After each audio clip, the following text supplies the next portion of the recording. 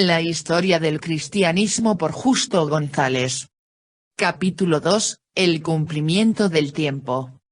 Pero cuando vino el cumplimiento del tiempo, Dios envió a su Hijo, nacido de mujer y nacido bajo la ley.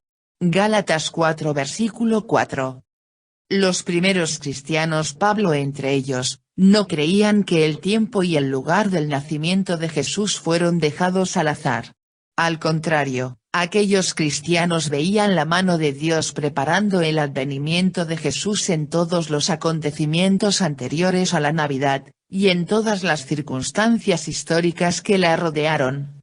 Lo mismo puede decirse del nacimiento de la Iglesia, que es el resultado de la obra de Jesús. Dios había preparado el camino para que los discípulos, una vez recibido el poder del Espíritu Santo, pudieran serle testigos en Jerusalén, en toda Judea, en Samaria, y hasta lo último de la tierra. Hechos 1 versículo 8. Por lo tanto, la Iglesia nunca fue una comunidad desprovista de todo contacto con el mundo exterior. Los primeros cristianos eran judíos del siglo I, y fue como judíos del siglo I que escucharon y recibieron el Evangelio. Después la nueva fe se fue propagando, tanto entre los judíos que vivían fuera de Palestina como entre los gentiles que vivían en el Imperio Romano y aún fuera de él. En consecuencia, a fin de comprender la historia de la Iglesia en sus primeros siglos debemos primero echar una ojeada hacia el mundo en que esa Iglesia se desenvolvió. El judaísmo en Palestina. Palestina, la región en donde el cristianismo dio sus primeros pasos, ha sido siempre una tierra sufrida. En tiempos antiguos esto se debió principalmente a su posición geográfica, que la colocaba en la encrucijada de las dos grandes rutas comerciales que unían al Egipto con Mesopotamia, y a Arabia con Asia Menor. A través de toda la historia del Antiguo Testamento, esta estrecha faja de terreno se vio codiciada e invadida, unas veces por el Egipto, y otras por los grandes imperios que surgieron en la región de Mesopotamia y Persia. En el siglo IV a.C., con Alejandro y sus huestes macedonias, un nuevo contendiente entró en la arena. Al derrotar a los persas, Alejandro se hizo dueño de Palestina. Alejandro murió en el año 323 a.C., y siguieron entonces largos años de inestabilidad política. La dinastía de los Ptolomeos, fundada por uno de los generales de Alejandro, se posesionó del Egipto, mientras que los seleucos, de semejante origen, se hicieron dueños de Siria.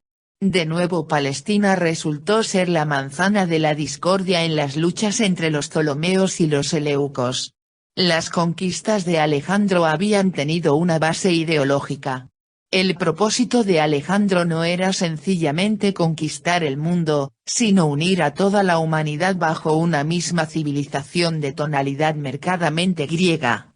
El resultado de esto fue el helenismo, que tendía a combinar elementos puramente griegos con otros tomados de las diversas civilizaciones conquistadas. Aunque el carácter preciso del helenismo varió de región en región, en términos generales le dio a la cuenca oriental del Mediterráneo una unidad que sirvió primero a la expansión del Imperio Romano y después a la predicación del Evangelio. Pero para los judíos el helenismo no era una bendición. Puesto que parte de la ideología helenista consistía en equiparar y confundir los dioses de diversos pueblos, los judíos veían en el helenismo una seria amenaza a la fe en el Dios único de Israel. Por ello, la historia de Palestina desde la conquista de Alejandro hasta la destrucción de Jerusalén en el año 70 después de Cristo, puede verse como el conflicto constante entre las presiones del helenismo por una parte y la fidelidad de los judíos a su Dios y sus tradiciones por otra. El punto culminante de esa lucha fue la rebelión de los macabeos. Primero el sacerdote Matatías, y después sus tres hijos Jonatán, Judas y Simeón, se rebelaron contra el helenismo de los seleucos, que pretendía imponer dioses paganos entre los judíos. El movimiento tuvo cierto éxito. Pero ya Juan Hircano, el hijo de Simeón Macabeo, comenzó a amoldarse a las costumbres de los pueblos circundantes, y a favorecer las tendencias helenistas. Cuando algunos de los judíos más estrictos se opusieron a esta política, se desató la persecución. Por fin, en el año 63 a.C., el romano Pompeyo conquistó el país y depuso al último de los macabeos, Aristóbulo II. La política de los romanos era por lo general tolerante hacia la religión y las costumbres de los pueblos conquistados. Poco tiempo después de la deposición de Aristóbulo, los romanos les devolvieron a los descendientes de los macabeos cierta medida de autoridad, dándoles los títulos de sumo sacerdote y de etnarca. Herodes, nombrado rey de Judea por los romanos en el año 40 a.C., fue el último gobernante con cierta ascendencia macabea, pues su esposa era de ese linaje. Pero aún la tolerancia romana no podía comprender la obstinación de los judíos, que insistían en rendirle culto solo a su Dios, y que se rebelaban ante la menor amenaza contra su fe. Herodes hizo todo lo posible por introducir el helenismo en el país. Con ese propósito hizo construir templos en honor de Roma y de Augusto en Samaria y en Cesarea. Pero cuando se atrevió a hacer colocar un águila de oro sobre la entrada del templo, los judíos se sublevaron, y Herodes tuvo que recurrir a la violencia. Sus sucesores siguieron la misma política helenizante, haciendo construir nuevas ciudades de estilo helenista y trayendo gentiles a vivir en ellas. Por esta razón las rebeliones se sucedieron casi ininterrumpidamente. Jesús era niño cuando los judíos se rebelaron contra el etnarca Arquelao, quien tuvo que recurrir a las tropas romanas. Esas tropas, al mando del general Varo, destruyeron la ciudad de Séforis, capital de Galilea y vecina de Nazaret, y crucificaron a 2000 judíos.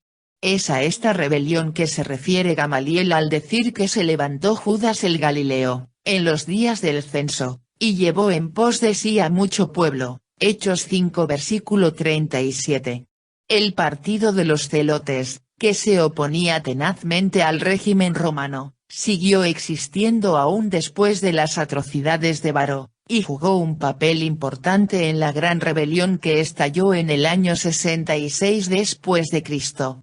Esa rebelión fue quizá la más violenta de todas, y a la postre llevó a la destrucción de Jerusalén en el año 70 después de Cristo, cuando el general y después emperador, Tito conquistó la ciudad y derribó el templo. En medio de tales luchas y tentaciones, no ha de extrañarnos que el judaísmo se haya vuelto cada vez más legalista. Era necesario que el pueblo tuviese directrices claras acerca de cuál debería ser su conducta en diversas circunstancias. Los preceptos detallados de los fariseos no tenían el propósito de fomentar una religión puramente externa, aunque a veces hayan tenido ese resultado, sino más bien de aplicar la ley a las circunstancias en que el pueblo vivía día a día.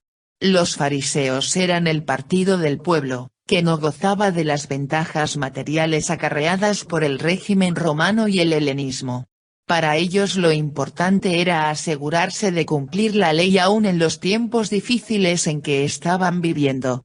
Además, los fariseos creían en algunas doctrinas que no encontraban apoyo en las más antiguas tradiciones de los judíos, tales como la resurrección y la existencia de los ángeles.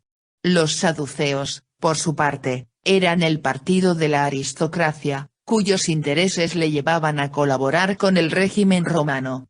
Puesto que el sumo sacerdote pertenecía por lo general a esa clase social, el culto del templo ocupaba para los saduceos la posición central que la ley tenía para los fariseos. Además, aristócratas y conservadores como eran, los saduceos rechazaban las doctrinas de la resurrección y de la existencia de los ángeles, que según ellos eran meras innovaciones. Por lo tanto, debemos cuidarnos de no exagerar la oposición de Jesús y de los primeros cristianos al partido de los fariseos. De hecho, casi todos ellos estaban más cerca de los fariseos que de los saduceos.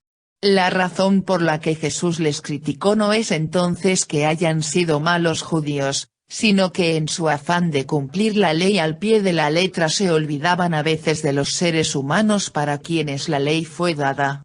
Además de estos partidos, que ocupaban el centro de la escena religiosa, había otras sectas y bandos en el judaísmo del siglo I. Ya hemos mencionado a los celotes. Los esenios, a quienes muchos autores atribuyen los famosos rollos del Mar Muerto, eran un grupo de ideas puristas que se apartaba de todo contacto con el mundo de los gentiles, a fin de mantener su pureza ritual. Según el historiador judío Josefo, estos esenios sostenían, además de las doctrinas tradicionales del judaísmo, ciertas doctrinas secretas que les estaba vedado revelar a quienes no eran miembros de su secta. Por otra parte, toda esta diversidad de tendencias, partidos y sectas no ha de eclipsar dos puntos fundamentales que todos los judíos sostenían en común, el monoteísmo ético y la esperanza escatológica. El monoteísmo ético sostenía que hay un solo Dios, y que este Dios requiere, aún más que el culto apropiado, la justicia entre los seres humanos. Los diversos partidos podían estar en desacuerdo con respecto a lo que esa justicia quería decir en términos concretos. Pero en cuanto a la necesidad de honrar al Dios único con la vida toda, todos concordaban. La esperanza escatológica era la otra nota común de la fe de Israel. Todos, desde los saduceos hasta los celotes, guardaban la esperanza mesiánica, y creían firmemente que el día llegaría cuando Dios intervendría en la historia para restaurar a Israel y cumplir sus promesas de un reino de paz y justicia. Algunos creían que su deber estaba en acelerar la llegada de ese día recurriendo a las armas. Otros decían que tales cosas debían dejarse exclusivamente en manos de Dios. Pero todos concordaban en su mirada dirigida hacia el futuro cuando se cumplirían las promesas de Dios. De todos estos grupos, el más apto para sobrevivir después de la destrucción del templo era el de los fariseos. En efecto, esta secta tenía sus raíces en la época del exilio, cuando los judíos no podían acudir al templo a adorar, y por tanto su fe se centraba en la ley. Durante los últimos siglos antes del advenimiento de Jesús, el número de los judíos que vivían en tierras lejanas había aumentado constantemente. Tales personas, que no podían visitar el templo sino en raras ocasiones, se veían obligadas a centrar su fe en la ley más bien que en el templo. En el año 70 después de Cristo, la destrucción de Jerusalén le dio el golpe de gracia al partido de los saduceos, y por tanto el judaísmo que el cristianismo ha conocido a través de casi toda su historia así como el judaísmo que existe en nuestros días, viene de la tradición farisea. El judaísmo de la dispersión. Como hemos señalado anteriormente, durante los siglos que precedieron al advenimiento de Jesús hubo un número cada vez mayor de judíos que vivían fuera de Palestina. Algunos de estos judíos eran descendientes de los que habían ido al exilio en Babilonia, y por tanto en esa ciudad así como en toda la región de Mesopotamia y Persia había fuertes contingentes judíos. En el Imperio Romano, los judíos se habían esparcido por diversas circunstancias, y ya en el siglo I las colonias judías en Roma y en Alejandría eran numerosísimas. En casi todas las ciudades del Mediterráneo oriental había al menos una sinagoga. En el Egipto, se llegó hasta a construir un templo alrededor del siglo VII a.C. en la ciudad de Elefantina, y hubo otro en el delta del Nilo en el siglo II a.C. Pero por lo general estos judíos de la dispersión o de la diáspora, que así se les llamó, no construyeron templos en los cuales ofrecer sacrificios, sino más bien sinagogas en las que se estudiaban las escrituras. El judaísmo de la diáspora es de suma importancia para la historia de la Iglesia cristiana, pues fue a través de él, según veremos en el próximo capítulo, que más rápidamente se extendió la nueva fe por el Imperio Romano. Además, ese judaísmo le proporcionó a la Iglesia la traducción del Antiguo Testamento al griego, que fue uno de los principales vehículos de su propaganda religiosa. Este judaísmo se distinguía de su congénere en Palestina principalmente por dos características: su uso del idioma griego, y su contacto inevitablemente mayor con la cultura helenista. En el siglo I eran muchos los judíos, aún en Palestina, que no usaban ya el antiguo idioma hebreo. Pero, mientras que en Palestina y en toda la región al oriente de ese país se hablaba el arameo, los judíos que se hallaban dispersos por todo el resto del Imperio Romano hablaban el griego. Tras las conquistas de Alejandro, el griego había venido a ser la lengua franca de la cuenca oriental del Mediterráneo. Judíos, egipcios, chipriotas, y hasta romanos, utilizaban el griego para comunicarse entre sí. En algunas regiones, especialmente en el Egipto, los judíos perdieron el uso de la lengua hebrea, y fue necesario traducir sus escrituras al griego. Esa versión del Antiguo Testamento al griego recibe el nombre de Septuaginta, que se abrevia frecuentemente mediante el número romano 70.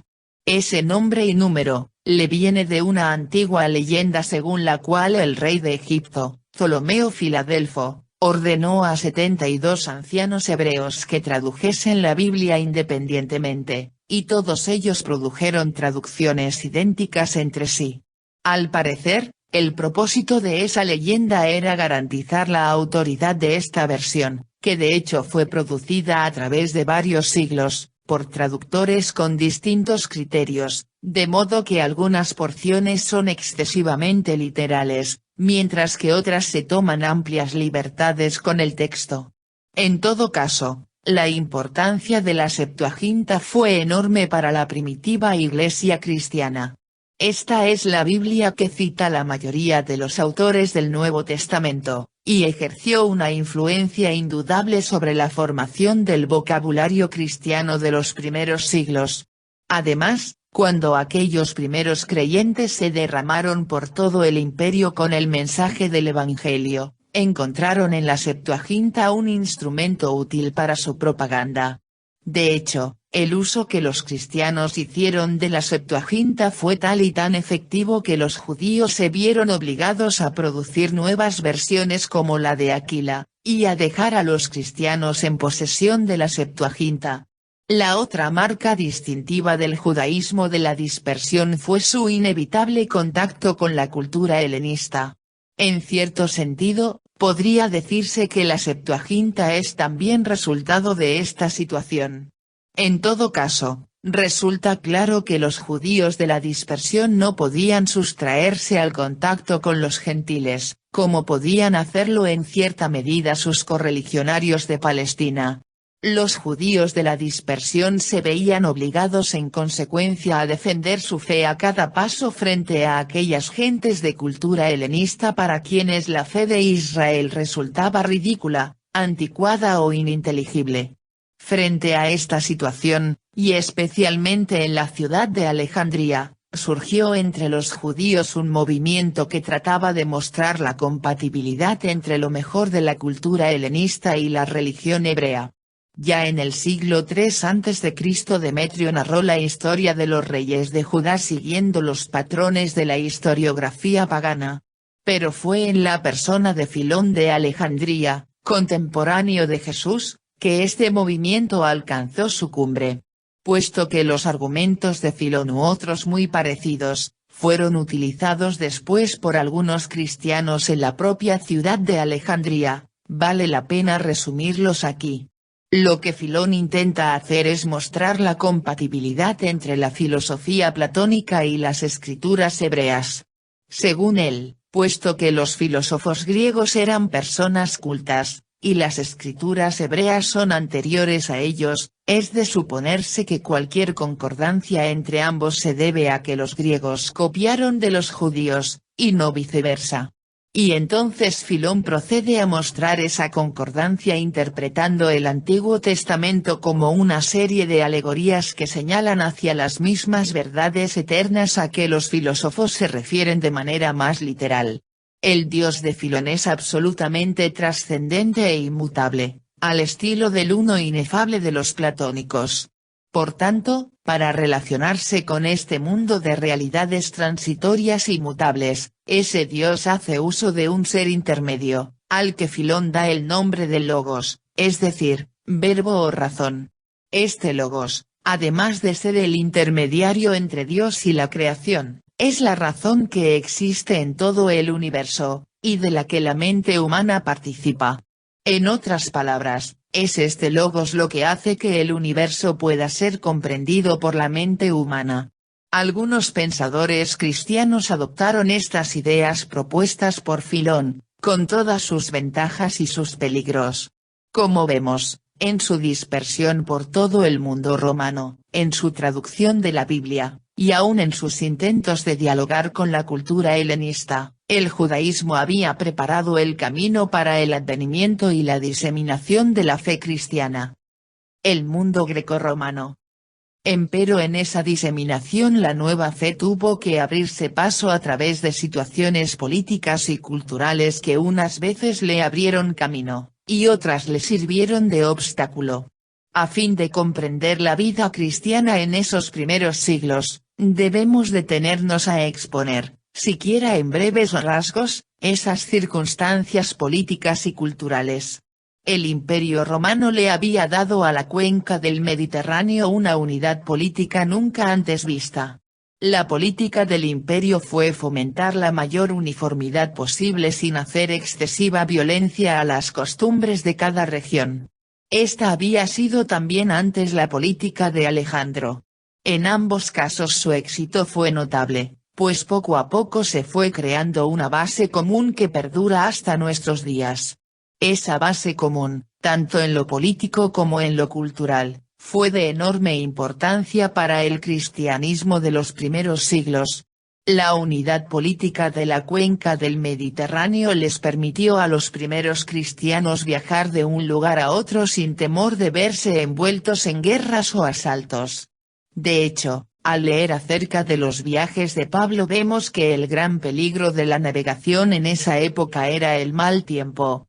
Unos siglos antes, los piratas que infestaban el Mediterráneo eran de temerse mucho más que cualquier tempestad.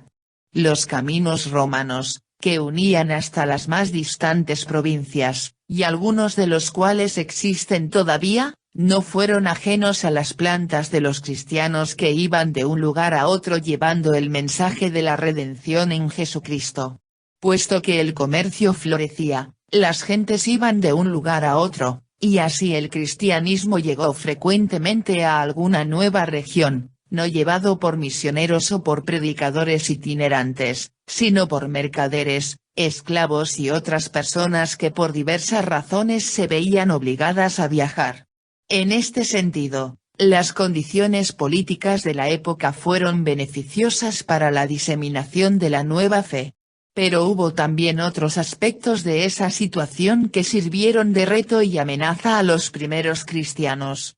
Puesto que el imperio intentaba lograr la mayor uniformidad posible entre sus súbditos de diversos orígenes, parte de la política imperial consistía en fomentar la uniformidad religiosa.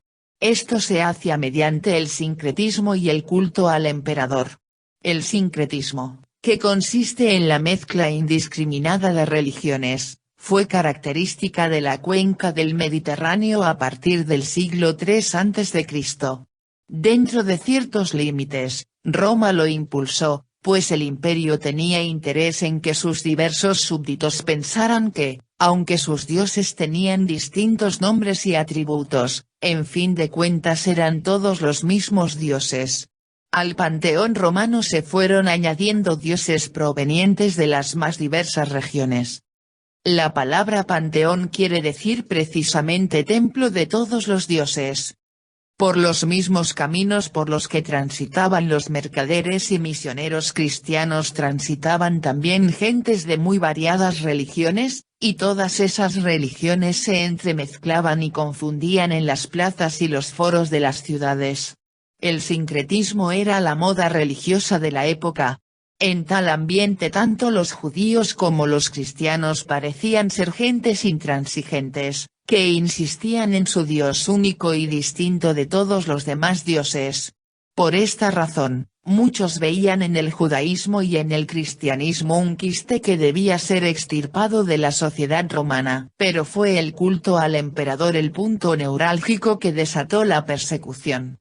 Muchas veces esas persecuciones tenían características políticas, pues el culto al emperador era uno de los medios que Roma utilizaba para fomentar la unidad y la lealtad de su imperio. Negarse a rendir ese culto era visto como señal de traición o al menos de deslealtad. Luego, no son pocos los casos en que resulta claro que, al mismo tiempo que un mártir moría por su fe, quien le condenaba lo hacía impulsado por sentimientos de lealtad política. Por otra parte, el sincretismo de la época también se manifestaba en lo que los historiadores de hoy llaman religiones de misterio, o sencillamente misterios.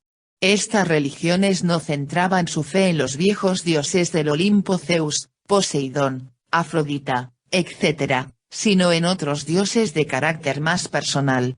En los siglos anteriores, antes que se desatara el espíritu sincretista y cosmopolita, cada cual era devoto de los dioses del país en que había nacido.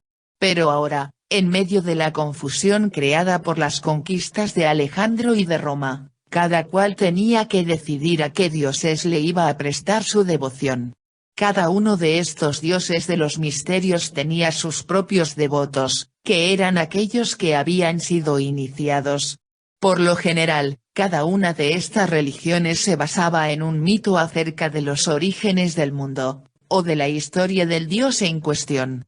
Del Egipto provenía el mito de Isis y Osiris, según el cual el dios Set había matado y descuartizado a Osiris, y después había esparcido sus miembros por todo el Egipto.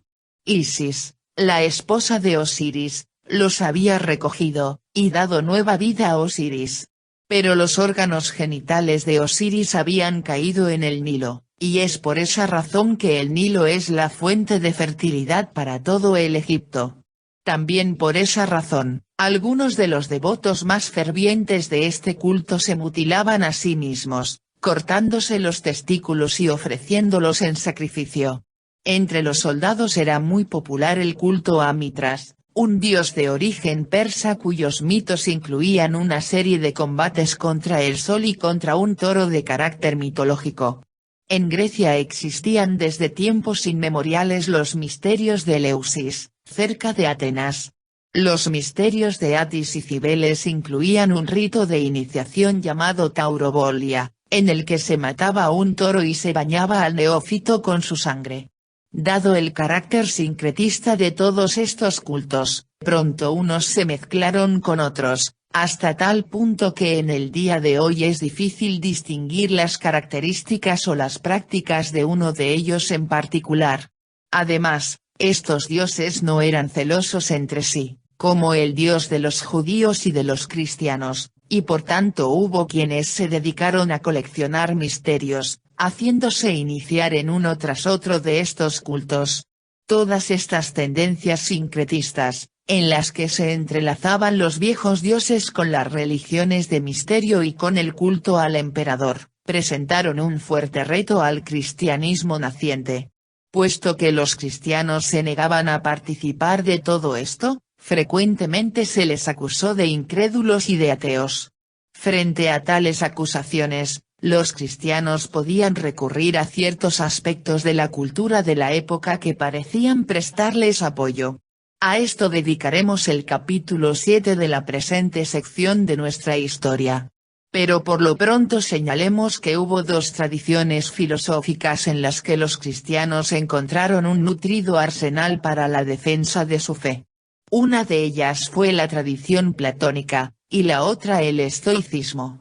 El maestro de Platón, Sócrates, había sido condenado a morir bebiendo la cicuta porque se le consideraba incrédulo y corruptor de la juventud ateniense. Platón había escrito varios diálogos en su defensa, y ya en el siglo I de nuestra era Sócrates era tenido por uno de los hombres más sabios y más justos de la antigüedad. Ahora bien, Sócrates, Platón, y toda la tradición de la que ambos formaban parte, habían criticado a los dioses paganos, diciendo que eran creación humana, y que según los mitos clásicos eran más perversos que los seres humanos. Por encima de todo esto, Platón hablaba de un ser supremo, inmutable, perfecto, que era la suprema bondad y belleza. Además, tanto Sócrates como Platón creían en la inmortalidad del alma, y por tanto en la vida después de la muerte. Y Platón afirmaba que por encima de este mundo sensible y pasajero había otro de realidades invisibles y permanentes. Todo esto fue de gran valor y atractivo para aquellos primeros cristianos que se veían perseguidos y acusados de ser ignorantes e ingenuos. Por estas razones, la filosofía platónica ejerció un influjo sobre el pensamiento cristiano que todavía perdura. Algo semejante sucedió con el estoicismo. Esta escuela filosófica, algo posterior al platonismo, enseñaba doctrinas de alto carácter moral. Según los estoicos, hay una ley natural impresa en todo el universo y en la razón humana, y esa ley nos dice cómo hemos de comportarnos. Si algunos no la ven o no la siguen, esto es porque son tontos, pues quien es verdaderamente sabio conoce esa ley y la obedece. Además, puesto que nuestras pasiones luchan contra nuestra razón, y tratan de dominar nuestras vidas, la meta del sabio es lograr que su razón domine toda pasión, hasta el punto de no sentirla. Ese estado de no sentir pasión alguna es la apatía y en él consiste la perfección moral según los estoicos. También en este caso podemos imaginarnos el atractivo de esta doctrina para los cristianos, que se veían obligados a enfrentarse repetidamente a las costumbres corruptas de su época, y a criticarlas. Puesto que los estoicos habían hecho lo mismo, en sus ideas y escritos los cristianos encontraron apoyo para su defensa y propaganda. Al igual que en el caso del platonismo, esto acarreaba el peligro de que se llegase a confundir la fe cristiana con estas doctrinas filosóficas, y que así se perdiera algo del carácter único del Evangelio. No faltaron quienes, en un aspecto u otro, sucumbieran ante esa tentación. Pero ello no ha de ocultarnos el gran valor que estas doctrinas tuvieron en la primera expansión del cristianismo. Según el apóstol Pablo, el cristianismo penetró en el mundo cuando vino el cumplimiento del tiempo. Quizá alguno podría entender esto en el sentido de que Dios les facilitó el camino a aquellos primeros cristianos. Y no cabe duda de que mucho de lo que estaba teniendo lugar en el siglo I facilitó el avance de la nueva fe. Pero también es cierto que esos mismos acontecimientos le planteaban a la Iglesia difíciles retos que exigían enorme valor y audacia. El cumplimiento del tiempo no quiere decir que el mundo estuviera listo a hacerse cristiano, como una fruta madura pronta a caer del árbol, sino que quiere decir más bien que, en los designios inescrutables de Dios, había llegado el momento de enviar al Hijo al mundo a sufrir muerte de cruz, y de esparcir a los discípulos por ese mismo mundo para dar ellos también costoso testimonio de su fe en el crucificado.